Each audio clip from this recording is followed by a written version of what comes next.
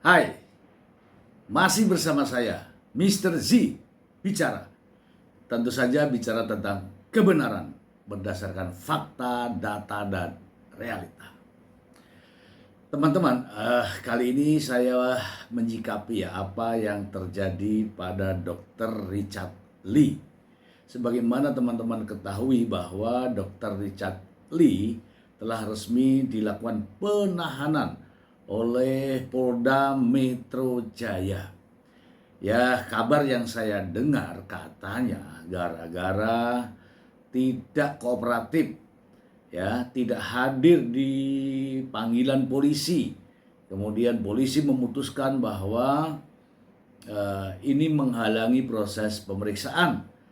Sementara terlihat katanya Dr. Richard Lee live TikTok. Inilah yang membuat pihak polisi melakukan penahanan. Ini semua ada di berita ya, semua ada di berita. Teman-teman sekalian, jangan salah ya, saya bukan tim dari Dr. Richard Lee. Ingat ya, saya bukan tim dari Dr. Richard Lee. Dan saya juga tidak sedang membela Dr. Richard Lee. Tetapi ingat teman-teman, saya ya tidak sependapat, tidak setuju dengan apa yang dilakukan oleh dokter detektif. Menurut pendapat saya itu sudah melampaui batas kewenangan. Oke. Ingat teman-teman, dalam menegakkan hukum jangan pernah melanggar hukum. Oke. Mengatasnamakan masyarakat. Oke. Tetapi dia adalah seorang pengusaha yang juga menjual produknya kepada masyarakat. Ya kan? Jadi kalau saya mengatakan pepatah gajah di depan mata tak terlihat, tetapi semut di seberang lautan Anda nampak begitu jelas. Itulah faktanya. Itu sedang terjadi. Dokter dalam upayanya berusaha, dia menggunakan cara-cara negatif. Antara Dokter dan DRL ini teman-teman adalah kompetitor. Sama-sama pengusaha, sama-sama di bidang skincare, sama-sama dokter. Apalagi ini adalah kompetitor. Dokter menggunakan cara dengan menggandeng aparat penegak hukum dalam upayanya bersaing, ya, bersaing terhadap produknya, bersaing terhadap konsumennya. Dan ini semua diatur dalam undang-undang terkait dengan usaha tidak sehat. Persaingan usaha tidak sehat. Jadi teman-teman, saya tetap pada pendirian saya bahwa kedua-duanya adalah kompetitor. Dan dalam hal ini terkait dengan persaingan usaha tidak sehat. Dan Dokter memanfaatkan aparat penegak hukum atau perangkat-perangkat hukum. Ya, sejujurnya ya teman-teman, ini adalah pandangan pribadi saya terkait apa yang kita lihat selama ini di berbagai media. Teman-teman, dokter detektif ini tidak atas nama konsumen. Dokter bukan konsumen. Itu ya. Itu yang pertama. Yang kedua, dokter dalam melakukan review produk milik pengusaha lain, milik orang lain, itu ada di dalam bentuk persaingan usaha, kompetitor. Doktip, Doktip mereview produk orang lain yang tidak sepaham dengannya, itu yang dimaksud dengan persaingan usaha.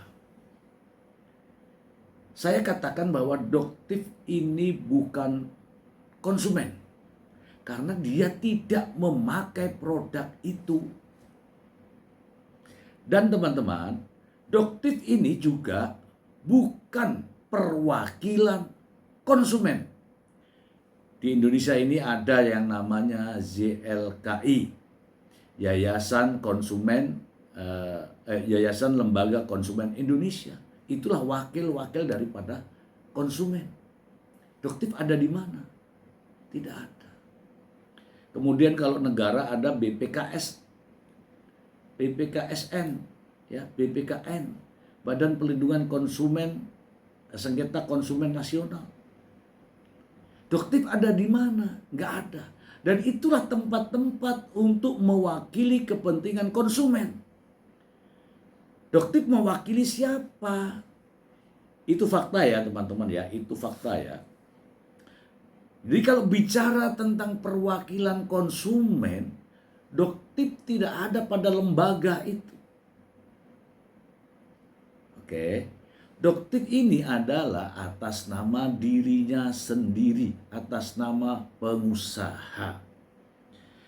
Ya, atas nama pengusaha.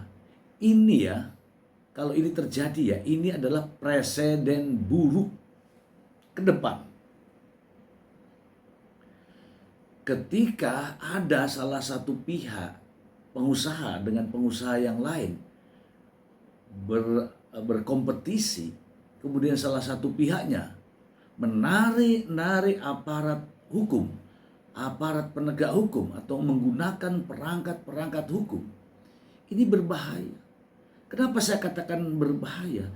Anda semua ini, para pengusaha-pengusaha, suatu ketika akan menggunakan cara-cara ini.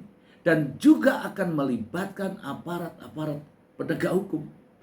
Ini yang harus diwaspadai. Ingat ya, dalam dunia usaha, persaingan seperti ini sudah biasa. Tetapi tidak menarik perangkat hukum. Tidak melibatkan aparat penegak hukum. Dan ini juga waspada juga bagi aparat penegak hukum. Karena kewenangan berbeda. Dan ini ada presiden buruk ya. Nanti ke depan akan ada peristiwa-peristiwa seperti ini, yang sama seperti ini, dan pasti akan menjadikan ini sebagai referensi atau jurisprudensi. Teman-teman, seperti yang kita lihat semua ya, bahwa kejadian ini miris ya, mengundang begitu banyak pertanyaan, ya kan? Sebenarnya terkait dengan hal ini itu kewenangan daripada BPOM. BPOM juga sudah menghimbau, bahkan sudah menyuarakan di berbagai media, tapi nampaknya tidak didengarkan ya, tidak didengarkan. Apakah BPOM ini sudah mati suri atau masih berfungsi? Kita lihat secara jelas bagaimana himbauan kepala BPOM agar dokter tidak mereview, bagaimana himbauan kepala BPOM agar kewenangannya jangan diganggu. Hal-hal terkait dengan produk obat dan makanan, termasuk skincare, yang berhak melakukan approve adalah BPOM. Tapi nyatanya. Nah, inilah pertanyaan saya. Apakah BPOM masih ada? Apakah BPOM masih berfungsi? Ya, kita lihat saja bagaimana reaksi dari BPOM. Terkait dengan pelanggaran katanya sih ya, undang-undang kesehatan Undang-Undang Nomor 17 tahun 2023 ya, yang dikenakan terhadap Dr. Richard Lee. Saya melihat begini ya teman-teman ya, kalaulah Dr. Richard Lee ini melanggar undang-undang kesehatan, maka sejatinya siapakah yang berwenang? Di situ ada Kementerian Kesehatan, ada Badan POM, yang kedua-duanya memiliki penyidik pegawai negeri sipil yang memiliki kewenangan yang sama dengan kepolisian, ya kan? Apalagi memiliki kewenangan khusus terkait bahan-bahan tertentu. Tapi kan nyatanya tidak melakukan hal itu, ya kan? Kewenangannya itu sama persis dengan kewenangan Polri, hanya terkait dengan hal-hal yang ada pada bidangnya. Oke. Yang kedua, terkait dengan undang-undang kesehatan ini, katanya sih menjual bahan-bahan berbahaya atau memproduksi bahan-bahan berbahaya itu juga dilematik. Harus dibuktikan berbahayanya itu seperti apa. Bukan hanya kata-kata, tapi harus fakta. Ini loh akibat yang ditimbulkan, ini loh. Bukan akan ditimbulkan, akibat yang sudah ditimbulkan gara-gara menggunakan bahan berbahaya. Berbahaya ya produk tersebut itu. Apakah sudah ada akibatnya dan sebagainya. Itu ya. Yang berikutnya, nanti silakan ya teman-teman bantah pernyataan saya. Ya, tentu saja dengan narasi-narasi, argumentasi-argumentasi yang mengedukasi. Pertanyaan berikutnya, terkait dengan overclaim dan sebagainya. Itu sebenarnya wewenangnya siapa? Kalau wewenangnya BPOM, apakah BPOM sudah melakukan tindakan-tindakan terkait dengan overclaim itu? Oke.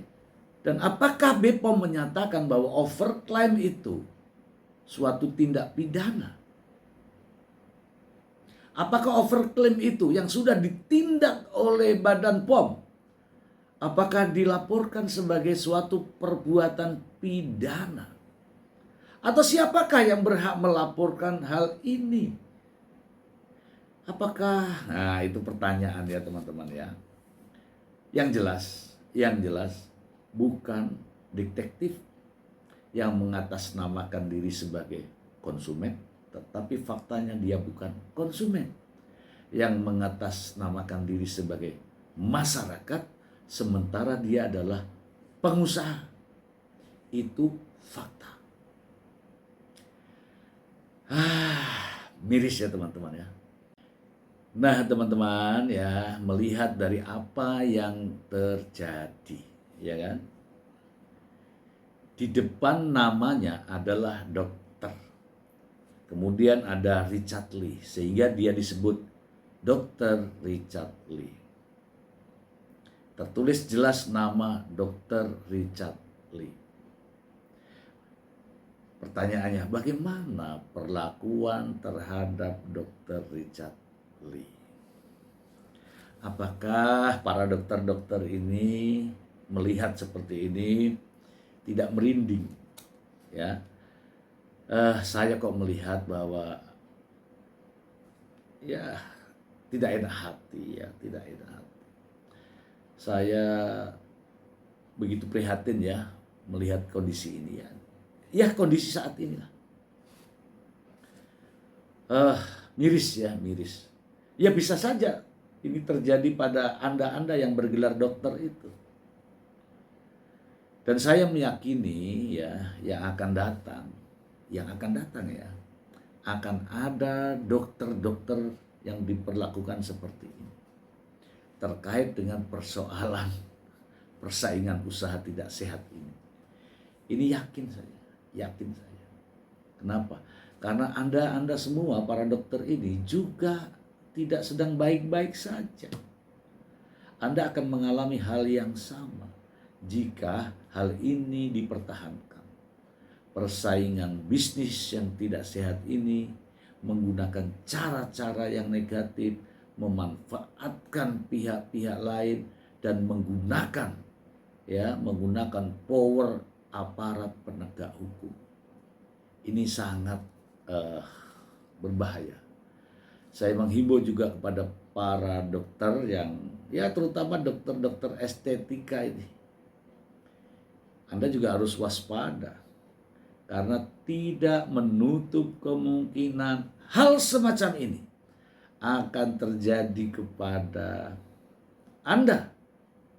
Tidak menutup kemungkinan persaingan usaha tidak sehat ini akan akan menggunakan aparat-aparat penegak hukum di hari-hari mendatang. Itu saja dari saya, Mr. Z bicara.